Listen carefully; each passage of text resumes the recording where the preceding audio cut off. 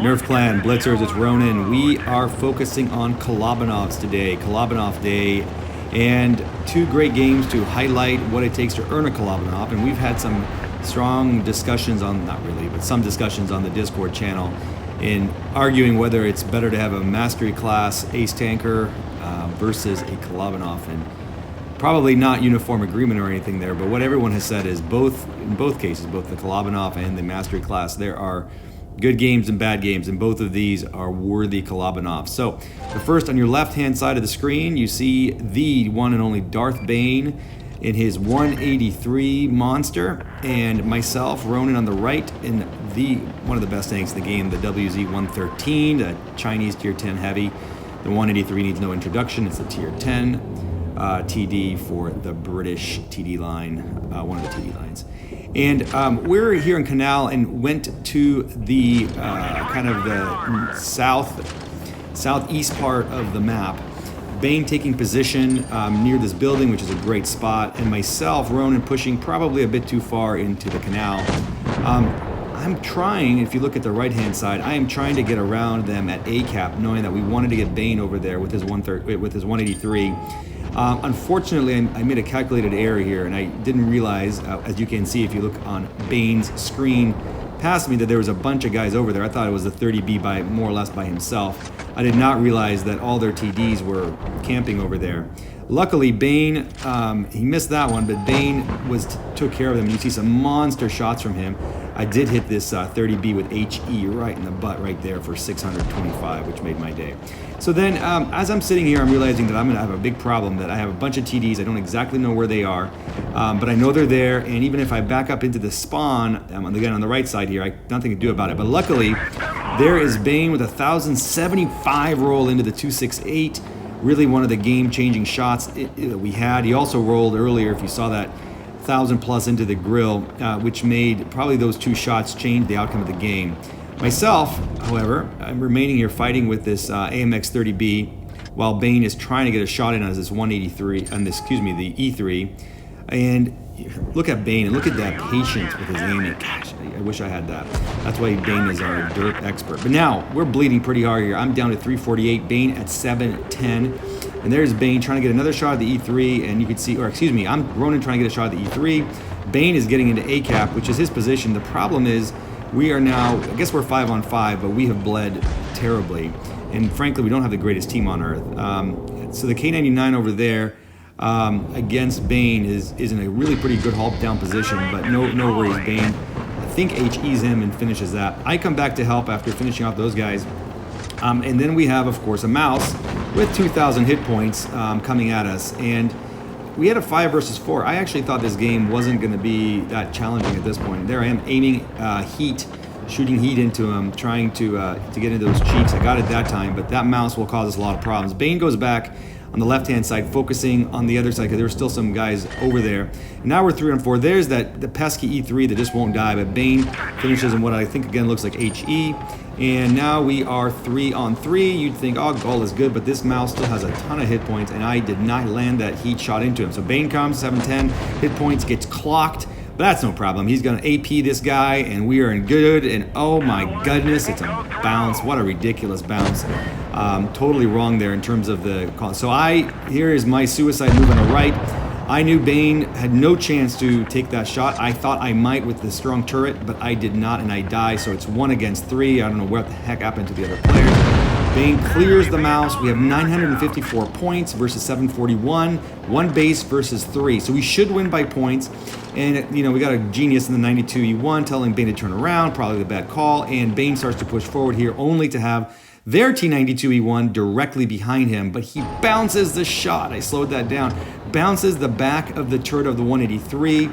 That guy was not happy with that outcome. And then Bane basically holds on. We're at 990, 993, and this takes forever when you're in the game.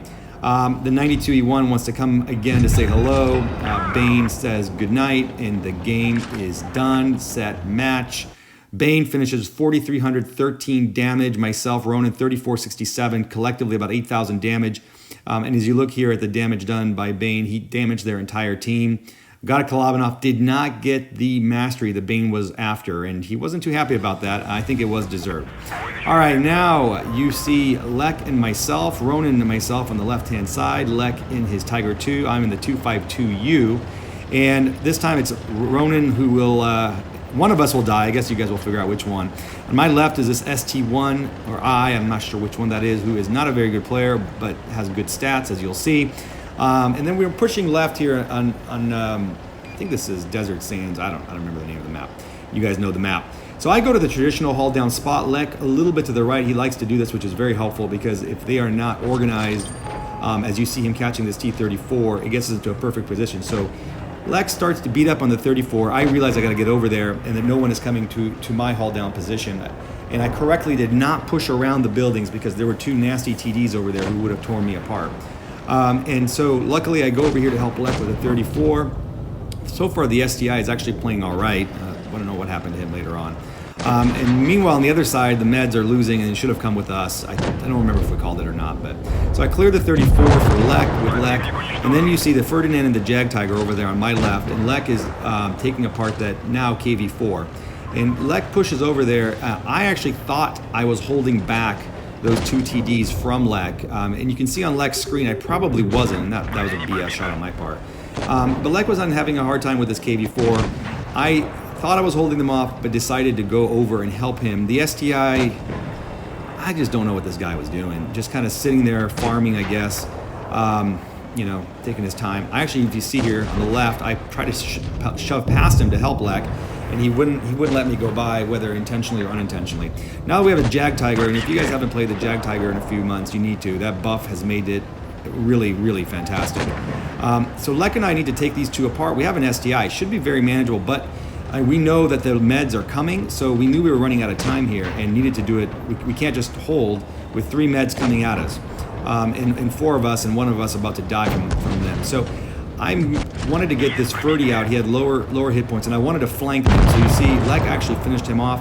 I thought the STI would help Lek and push over there because I wanted to flank the Jag Tiger, but no.